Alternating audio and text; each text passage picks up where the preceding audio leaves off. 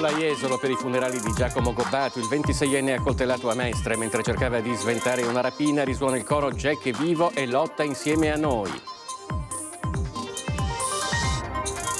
Mestre nel panico alla notizia del rapinatore seriale che colpisce le donne anziane. L'appello disperato: ripristinate le ronde di militari a piedi. Un presunto commento sessista pronunciato dal coordinatore RSU e sindacalista Will Giampiero Bulla durante un incontro sindacale. Ha acceso uno scontro in comune. Lui replica: la mia frase è stata stravolta. Preoccupa l'antisemitismo montante e quest'odio che potrebbe radicarsi, parla il presidente della comunità ebraica veneziana Dario Calimani, mentre è rafforzata la sicurezza al ghetto. La situazione a Venezia è diventata insostenibile a causa del moto ondoso, a dirlo il celebre ristoratore Enrico Cipriani, che ha deciso di querelare comune e capitaneria di porto.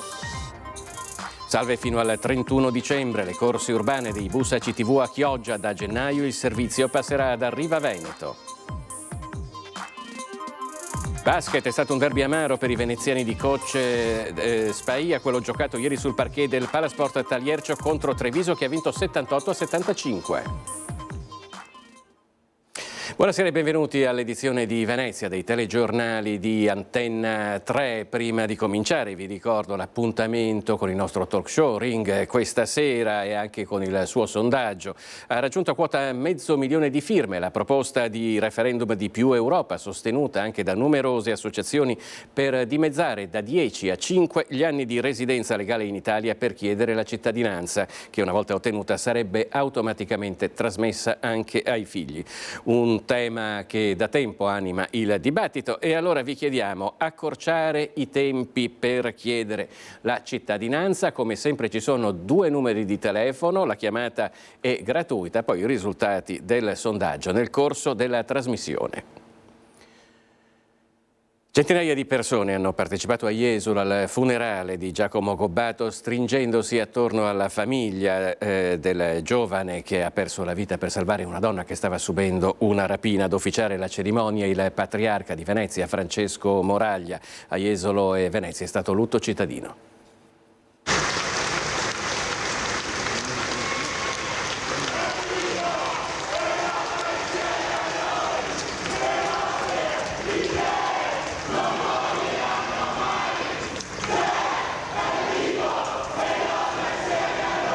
Il coro che si è sentito tante volte in questi giorni accompagna Giacomo Gobbato anche nel suo ultimo viaggio, dal piazzale di fronte alla chiesa di San Liberale Mauro di Jesolo.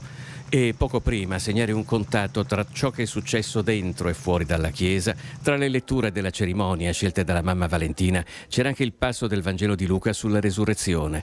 Perché cercate tra i morti colui che è vivo? Un passaggio sottolineato da Monsignor Moraglia: Giacomo appartiene al mondo della resurrezione. 15 anni fa in questa chiesa Giacomo Gobbato ha ricevuto la cresima da Francesco Moraglia.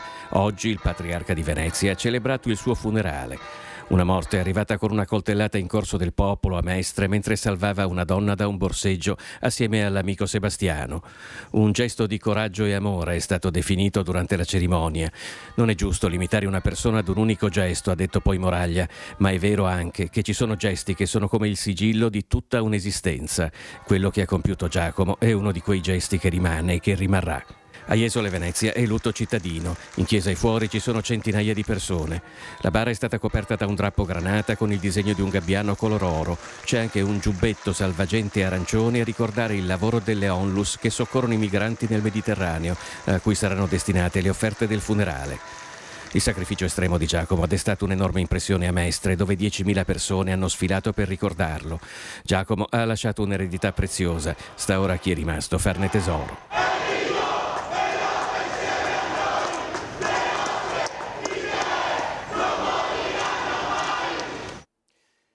Intanto sul fronte della sicurezza Mestre è nuovamente nel panico dopo il diffondersi della notizia di un rapinatore seriale di donne anziane. La richiesta è di ripristinare le ronde a piedi dei militari. Il centro ormai è poco sicuro.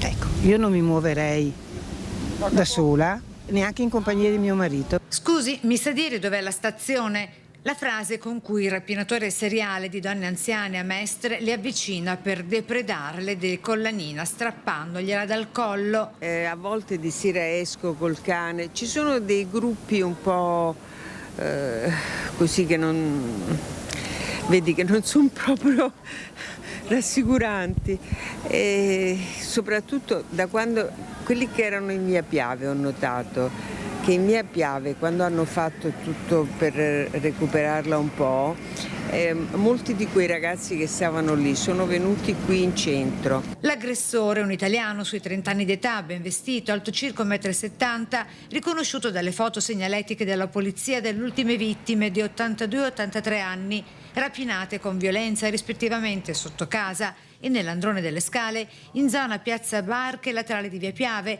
la scorsa settimana, in 2 distinti episodi tra le 18 e le 19 di sera. Di sera poi cerco di evitare proprio di sera a sera, poi però io abito nella zona qui di Viale Garibaldi che è ancora sicura, tra virgolette, quindi però immagino e vedo anche quando giro per i posti più caldi tipo Via Piave, Corso del Popolo, anche se sono di pomeriggio vedo parecchia gente così, non per la quale. Mestre nel panico dopo il diffondersi di questa ultima notizia, con le aggressioni a scopo di rapina ai danni di queste donne anziane che camminano da sole, specie nell'area del centro, come racconta questa signora da Via Poerio. L'altra sera avevo chiamato addirittura io perché intervenissero, perché si stavano picchiando e mi dava l'impressione che la cosa degenerasse magari veramente in qualcosa di brutto. E sempre da Via Poerio, strada centralissima, a ridosso di Piazza Barche e Ferretto,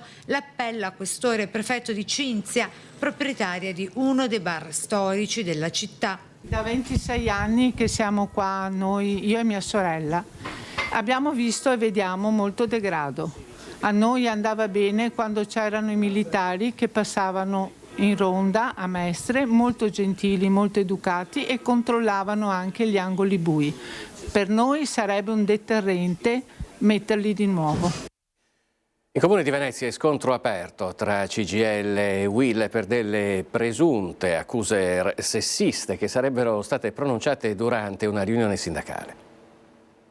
Le accuse sessiste a mio carico, una calunnia infame, un mare di fango che mi è piombato addosso e da cui prendo le distanze con una querela per diffamazione, è già pronta e stilata in 4 pagine. Ho già dato mandato al mio legale. Così Giampiero Bulla, coordinatore della RSU e sindacalista della UIL, da noi raggiunta al telefono, dopo essere stato accusato di aver pronunciato una presunta frase sessista durante un incontro sindacale, quello per il rinnovo del contratto di secondo livello dei dipendenti comunali, è scontro aperto all'interno delle stesse categorie sindacali del Comune di Venezia. La frase, secondo Bulla, sarebbe stata la seguente: io non sono un fighetto che si fa violentare, e detta non in presenza di altre persone, ma soltanto nel vis-à-vis con il collega della CGIL D'Agostino, che tuttavia fornisce una versione diametralmente opposta. Giampiero Bulla ha aggredito verbalmente una nostra delegata con frasi che non intendiamo ripetere. Nel corso della riunione del giorno stesso e in quella successiva nessuno ha negato l'accadimento, anzi lo stesso coordinatore ha inteso chiedere scusa di quanto effettivamente dichiarato alla presenza dei dirigenti del comune e dell'intera delegazione sindacale. Bulla, sempre al telefono, ci dice che non ha intenzione di rilasciare alcuna dichiarazione, lo farà, ripete, per il tramite del suo avvocato, perché è la parola di D'Agostino contro la sua, perché D'Agostino, a suo dire, avrebbe stravolto il senso della frase da lui espressa. La UIL, compresa nel condannare questo avvenimento, ha pubblicamente dichiarato che il coordinatore avrebbe dovuto essere punito per la frase detta. E invece oggi leggiamo sul giornale che cambiano versione e decidono che i colpevoli siamo noi e che sporgeranno querele. Noi affronteremo quello che dovremo affrontare, ma pensiamo che la frase detta dal coordinatore non sia né uno scivolone, né una battuta, né una frase detta negli spogliatoi. È stata rafforzata la sicurezza al ghetto di Venezia. Il presidente della comunità ebraica veneziana, Dario Calimani, si dice preoccupato per l'antisemitismo montante, un odio che potrebbe restare anche dopo il conflitto in Medio Oriente. Il peggioramento della situazione in Medio Oriente e le recenti manifestazioni a Roma e Milano hanno portato a un innalzamento delle misure di sicurezza nell'area del ghetto ebraico di Venezia, anche se questore e prefetto hanno confermato che l'attenzione fosse già alta e sotto controllo, soprattutto a causa del conflitto israelo-palestinese.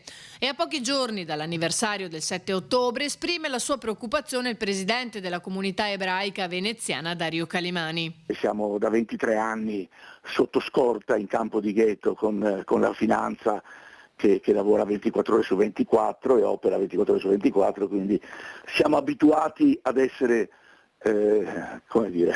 ancora nel ghetto, ecco, mettiamola così.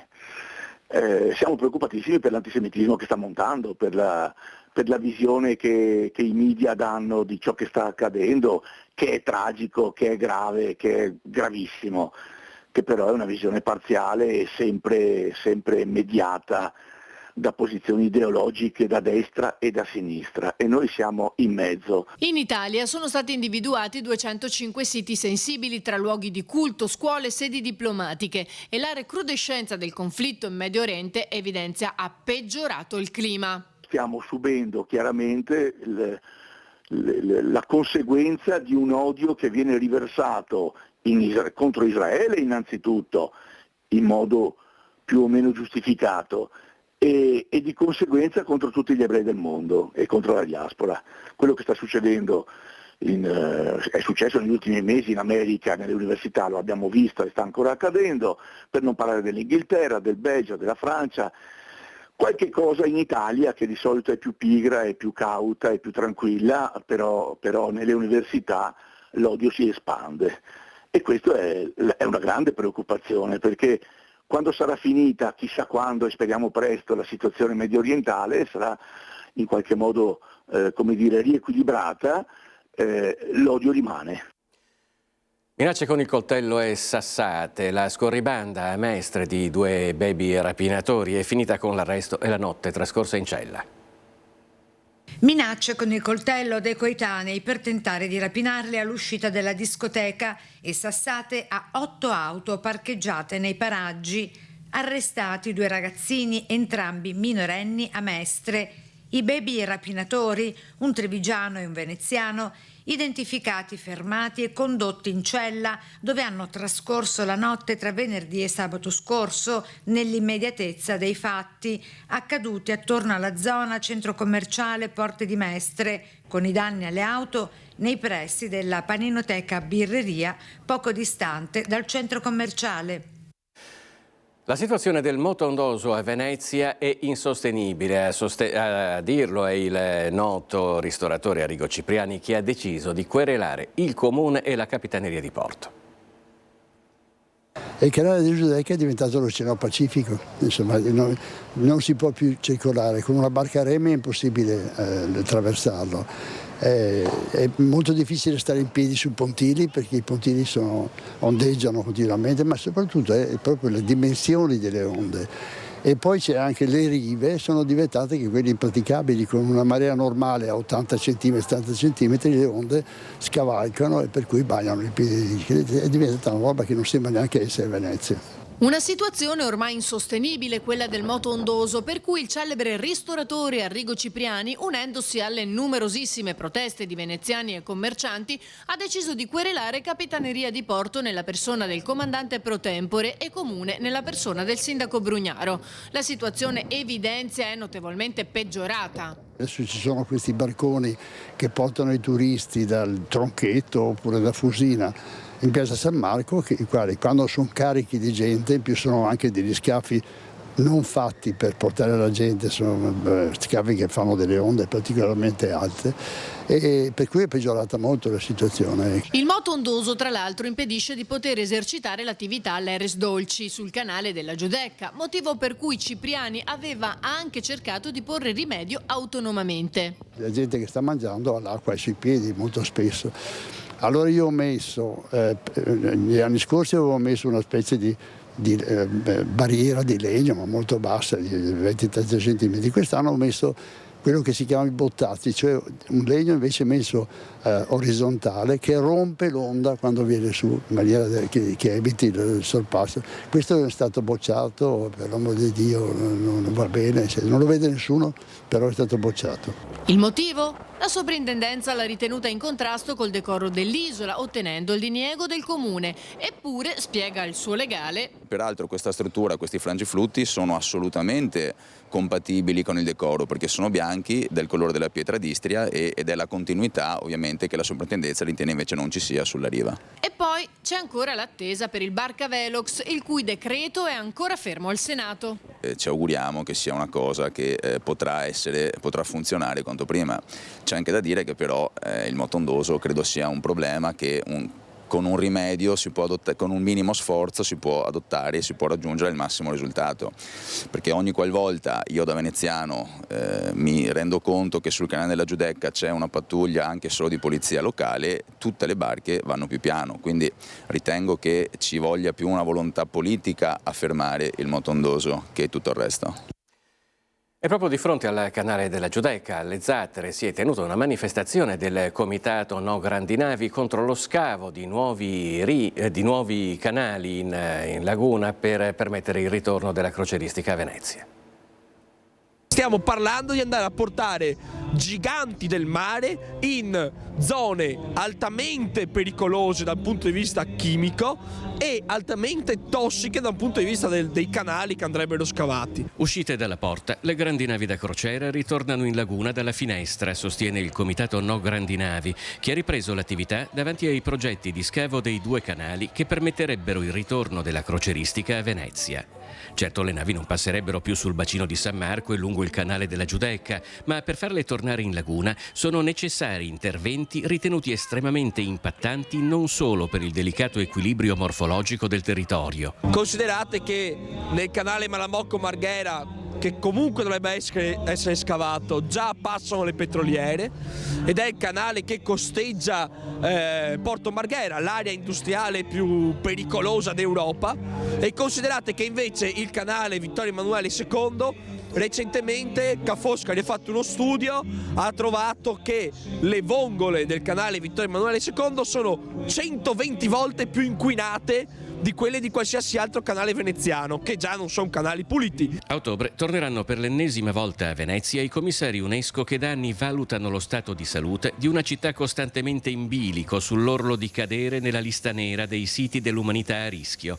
E in una città svuotata degli abitanti, già soffocata da decine di milioni di turisti e che ha azzerato da decenni qualsiasi sviluppo economico e occupazionale che non si basi sull'apertura di alberghi e ristoranti, il ritorno delle grandi navi significherebbe, secondo il comitato, l'arrivo di oltre 1 milione di visitatori in più.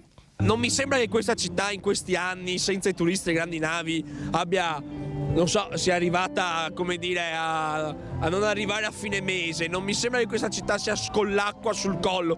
Mi sembra che l'acqua sul collo ce l'abbiamo se continuiamo a distruggere la laguna. Di che lavoro vogliamo parlare se questa laguna non esisterà più? Di che lavoro vogliamo parlare se in questa città si può lavorare solo con un turismo che porta a un lavoro spesso precario, spesso in nero?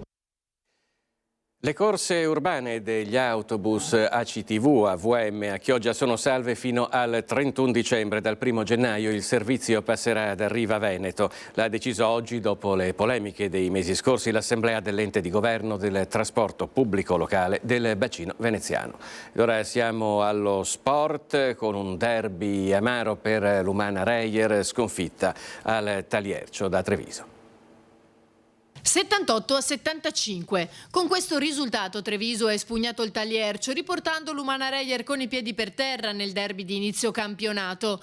I ragazzi di coach Vitucci hanno giocato con continuità rispetto a una Reyer che non ha mai dato la sensazione di poter girare l'inerzia, soprattutto nelle percentuali al tiro e nelle 3 triple subite sulla sirena della fine dei primi 3 quarti. Dobbiamo fare più da perimetro, esattamente che abbiamo fatto contro Aris. Penso che io non voglio sottovalutare, Treviso è una squadra che ha vinto contro noi, dunque in questo momento meglio di noi, però non penso che un Aris, una squadra che è peggio di loro, dunque non lo so dove noi abbiamo perso quella confidenza. In questo programma quando si tira o sbaglia sembra che oggi è mancato questo ruolo di perimetri. Io ho detto ai miei giocatori adesso in spogliatoio, che è la prima partita in campionato, mi dispiace tantissimo perché è un derby, perché i nostri tifosi hanno fatto un'atmosfera straordinaria, non sono mollati mai. Però è prima partita in campionato, dobbiamo essere positivi, recuperare tutti i giocatori per giocare il nostro stile di pallacanestro. Un derby amarissimo da mandar giù per la Reyer, sia perché è la prima sconfitta di campionato in una delle sfide più sentite dai tifosi, sia perché, come ha ribadito il coach Orogranata, ridimensiona la prova in Eurocup con l'Aris Salonicco.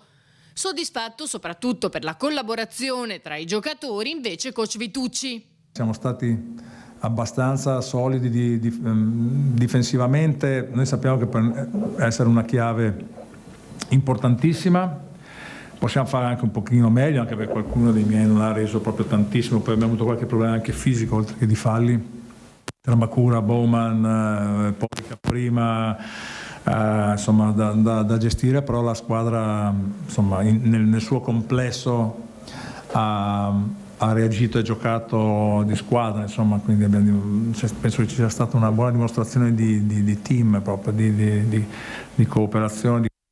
Per ora da Venezia è tutto, grazie dell'attenzione, arrivederci.